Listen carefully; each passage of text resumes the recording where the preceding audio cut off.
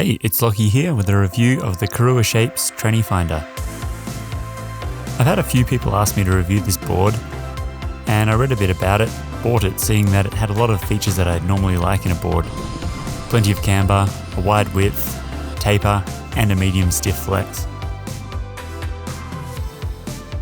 If you aren't familiar with Korua Shapes, most of the regular line of boards with the white top sheets share a bunch of the same features. They have the same float camber, 7 out of 10 flex, poplar core and a sintered base, but the main thing that they change on each model is the shape. I was looking for a board that is going to be fun to turn on so that I can get better at carving as well as float well in powder. I didn't want to go straight into something as full on as the Dart, so the Tranny Finder seemed like a good option. It comes in two sizes, 154 and 157 centimeters. Although I fit into the weight range for both sizes, I went for the bigger 157 because I wanted more float and powder and the extra width so I could practice getting better at carving. Although the 154 would probably have been a bit more playful, I didn't need that as I still ride the Solomon Dancehall and my Capita Mercury. Although both sizes are wide, there's a bit of a jump from the 260mm waist width of the 154 to the 269mm on the 157. I'm 6 foot tall, about 155 pounds or 70 kilos, and wear a size 9.5 or 27.5 Mondo boot. I've ridden a couple of other Korua Shapes boards, but this was the first one that I'd spent some serious time on, enough to really get a good feel on how it rides in all kinds of conditions. I ride it with my Burton Cartel bindings, and I originally had it set up with similar angles and measurements to my other boards, which is a fairly narrow stance width of around 21 inches with positive 12 on the front foot and negative 9 on the back.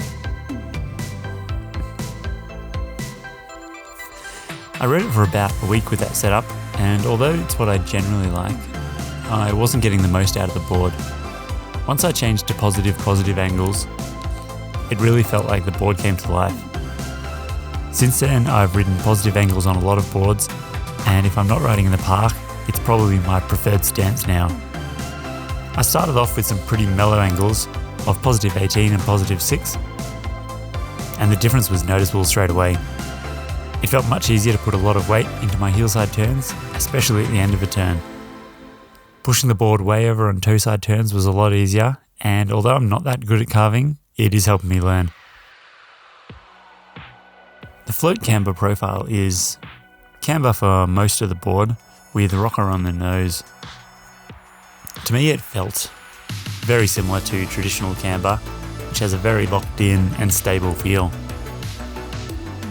Overall the board feels quite stiff to me, but that would be more noticeable to me because I'm on the lower end of the weight range for the 157. The tail feels nice and stiff and pushes back quite hard when you ollie. This would probably be the board I've ridden fastest on. It's very stable, seems to absorb any little bumps and doesn't have that scary feeling that swapping edges feels like you might want to catch, no matter how fast I was going. I expected quite good edge hold from a board like this, which it does have. The stiffer flex, camber and the wider width all give it a very solid locked in feel, even if the snow is quite hard and windblown. Normally I'll ride around looking for side hits and other little things to do. This is one of the few boards that I really liked just turning on plain groomed runs. It makes simple riding fun. Although it is good to carve on nice groomers, I did buy it planning to ride it in powder. The wide nose, taper and setback stance give it tons of float, and you can really push hard into the tail for a big turn. You know that it'll hold you up easily. I didn't feel like I had to shift my weight around at all to help the float. If you wanted, you could just cruise in deep snow with almost no effort at all. In tight trees, I didn't ever feel like I was being limited by the size or wouldn't be able to make quick turns to get me through surprise spots. I didn't ride it switch too often, but it surprisingly wasn't as weird feeling as I would have expected from this shape. Overall, I really like the Tranny Finder. It's fun to turn, feels very solid and floats with no effort in deep snow. I can definitely imagine that I'll end up enjoying more boards like this in the future. If you have any questions about the board, leave a comment below. And if you're looking for any new equipment, check snowboardrobot.com/search first to see if anyone has what you're looking for on sale.